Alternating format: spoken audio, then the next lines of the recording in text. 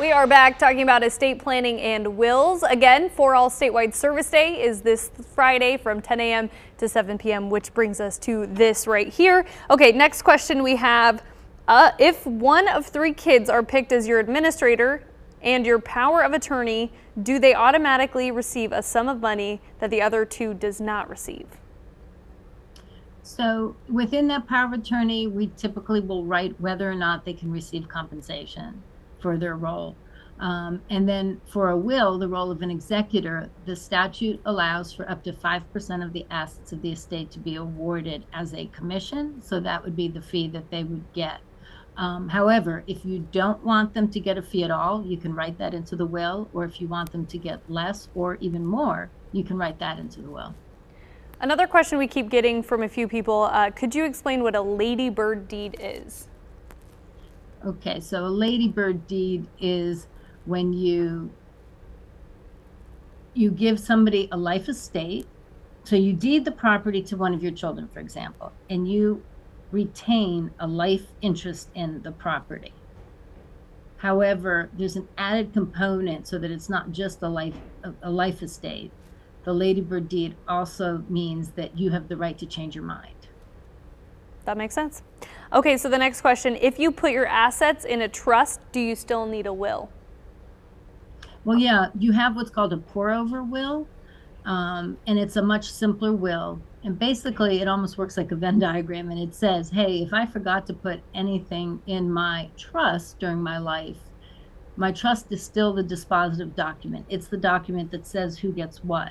So at my death, the will still pour it. That's why we call it a pour-over will. Pour it over into the trust, and then the trust says what happens. But you would still have a very simple will. Next question, we were talking about bank accounts earlier. Instead of adding your child's name to your bank account, can you just add them to your account as an ITF in a trust for them? Trust form. As a what?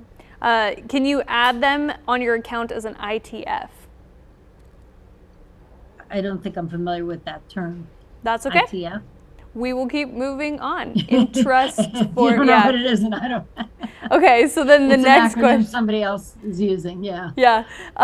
Okay, so this person, I only have 1 child, which is grown. Do I need a will? Okay. Again, for the reasons I said before, I think it's always important to appoint the person that you want responsible for everything.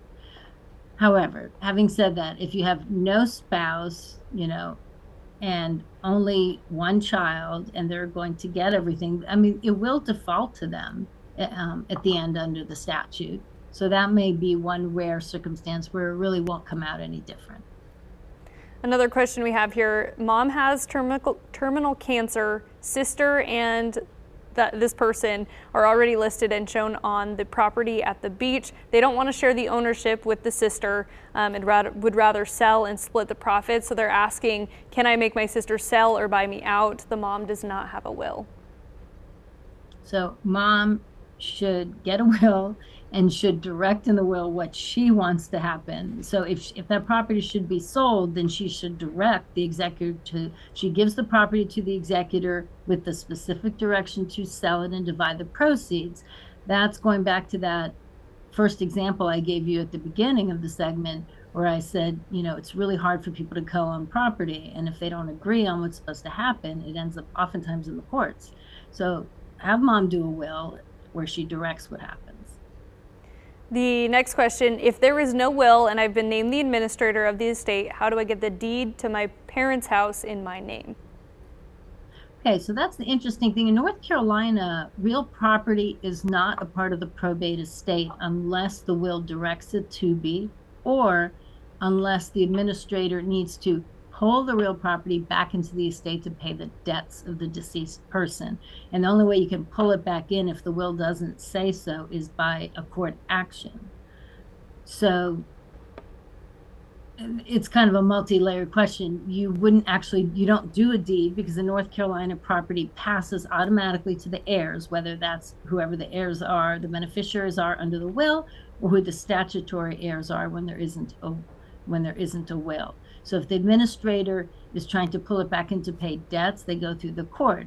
If it's just going to the heirs, under the statute, then it's actually automatically theirs. It seems counterintuitive, but that's the way North Carolina law is. Amazing. Well, I appreciate you for all this information, as do our viewers, I'm sure. Now, bringing this up again, For All Statewide Service Day is this Friday from 10 a.m. to 7 p.m. The number there is on your screen, 336-355-6262. You can call and talk to attorneys specializing in family law, employment, housing issues, wills, taxes, and more. We will have all of this information on our website, WFNYnews2.com.